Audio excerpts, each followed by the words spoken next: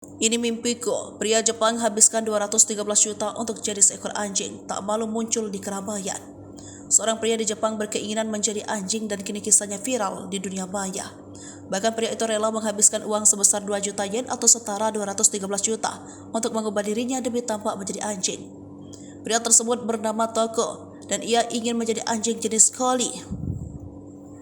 Toko merupakan nama samaran yang digunakan untuk menyembunyikan identitasnya agar teman dan keluarganya tidak menganggapnya aneh.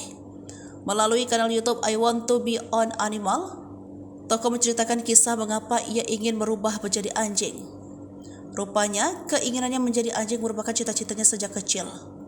Ia juga mengaku jika tidak ada dorongan dari siapapun untuk menjadi seekor anjing, semua itu muncul begitu saja murni di dalam hatinya. Toko juga mengungkapkan kenapa ia memilih menjadi anjing jenis collie. Menurutnya, anjing tersebut memiliki ukuran cukup besar dan tidak terlalu berbeda dengan badan manusia. Hal ini yang dirasakan Toko untuk menjadi anjing collie.